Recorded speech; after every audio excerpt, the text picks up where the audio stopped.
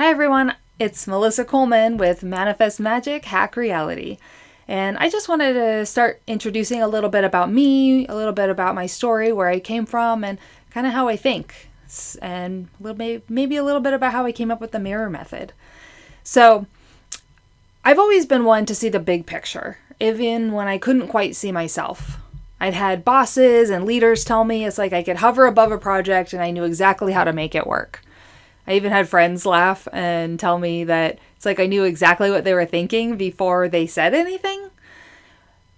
My dad, he really loved working on cars with me because he just knew that I knew exactly which tool he was going to need next and I'd have it ready for him. And he just really appreciated that and really loved working with me on that because I have a really good intuition. I'm very observant. And I see a bigger picture, not just the little things. I see a lot of things and how they can all work together. But even with those gifts, I spent years and years not knowing who I really was. I could see others so clearly, but I felt like I kept kind of shape-shifting to fit into the moment, depending on who I was with, where I was, and which is not such a bad thing necessarily, depending on, some of your personality traits, some of your astrology, things like that. But I felt like it was not knowing who I really was. And there was always a kind of a quiet whisper, even when I was a little girl. Is there something more? Is there something I'm missing? Am I allowed to want more? More meaning, more peace.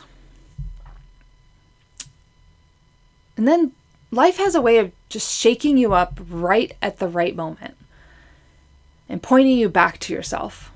One of those moments was when I was in Las Vegas and I moved from the high desert actually to Los Angeles. And then for the first time I started asking myself, what if I did things differently? What if I did things on my terms? How I wanted. And then a few years later, I moved to Las Vegas, and that's where I met my husband. When I moved there, some of my friends would joke that I was going to go be a showgirl, but I was just craving something more experience, more adventure, more of me, separating from the places that I had felt like I was stuck being somebody that I wasn't anymore. Where you grow up, your friends, even your family, and being able to move to Los Angeles and then move to Las Vegas. I was really able to explore a lot more of me and what I liked, and even spending time with just me, which was something, somewhat novel, and a lot of people find that novel. So when I met my husband in Las Vegas, we started a marketing company, and it was really successful. It was a lot of fun. I learned all kinds of things, branding and web design and SEO and all of that. And I was always able to really see what everybody else's brand or personality for their business or their product was. And it was really, really fun, but something still felt like it was missing. And shortly after living there, my husband and I took a trip to the Philippines. He's Filipino. And that trip changed everything. It cracked something open in both of us. We realized we weren't just chasing success.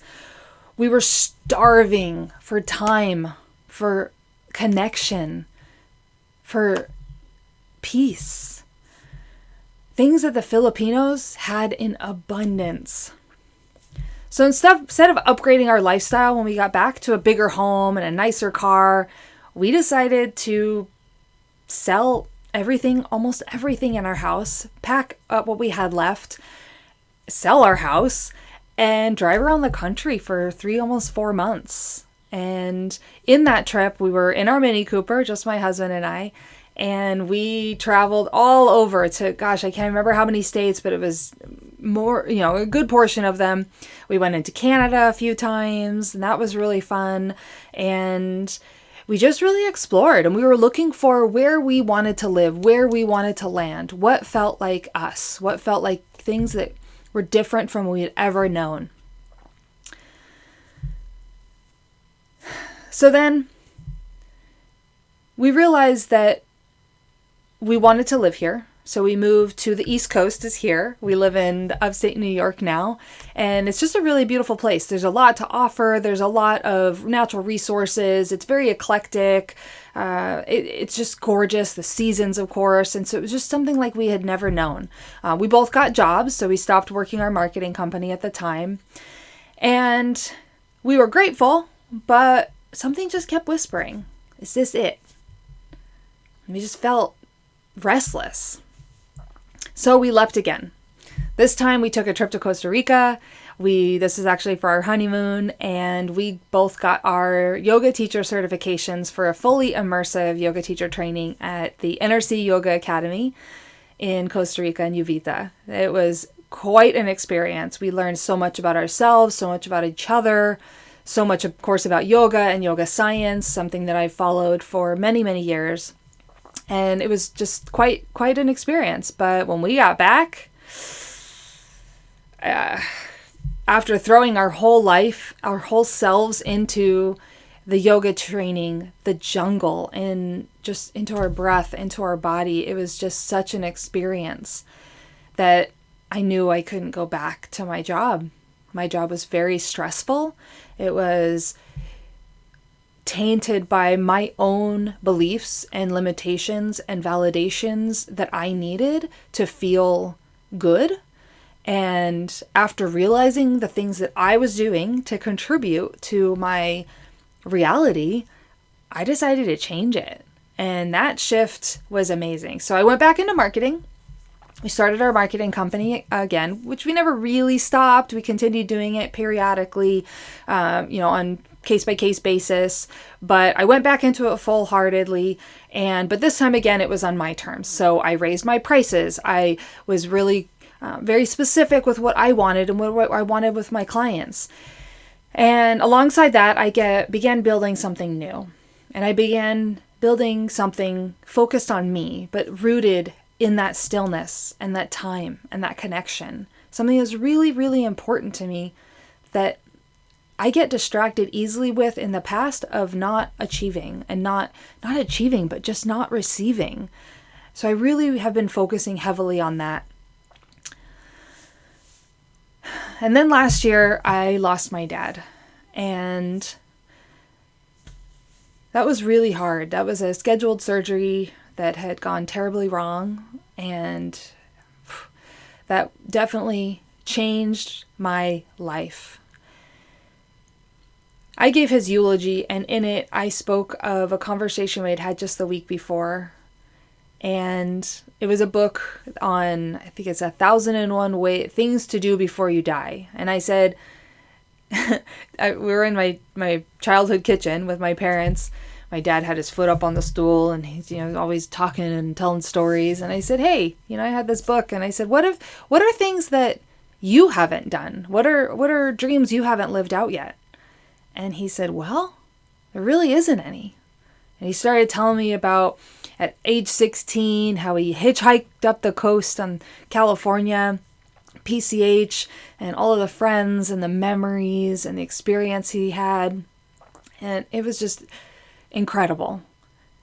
And telling this story in his eulogy, I realized that at the time I didn't believe him when he said that he had done everything he wanted, but he must have been telling the truth.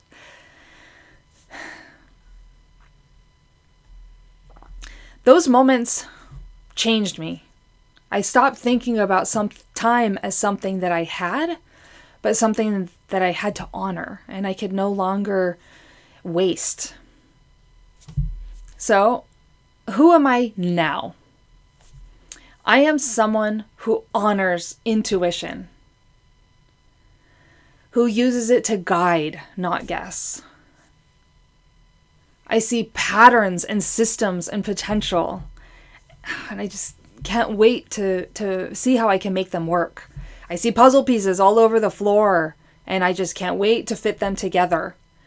I'm a woman who trains her brain with tech, and I nourish my nervous system with rituals. I'm learning to live in a way that's fully present at every moment that I possibly can, but also quietly revolutionary. And everything I'm learning, I'm shaping into a method, which I'm sharing with people, with you. I'm sharing it with others around me. I'm using it on myself, with my husband. It's a reflection practice that I call the mirror method, to help you become who you truly are.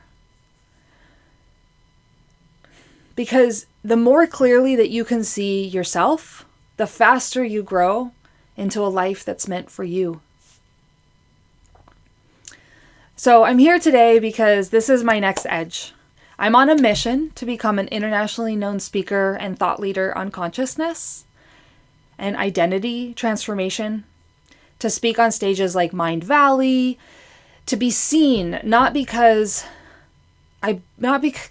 just to be seen, but because I believe this, that your growth is the roadmap for someone else's awakening. And that's the work that I do. That's the journey that I'm on. And that's why I'm here, to help you see your reflection a little clearer through what I call the mirror method. Thank you for witnessing this moment of becoming with me. And I hope you enjoy the content that I share with you. I have meditations. I'm going to be continuing to put up content as often as I can, and videos and meditations. I'm on Insight Timer.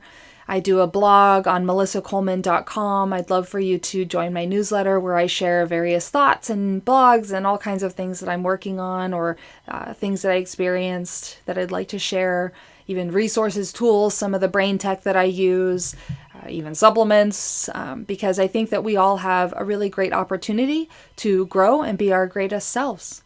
So feel free to like and subscribe. Please share if you like this. And please comment or respond in some way, email me, and let me know what you think. Till next time.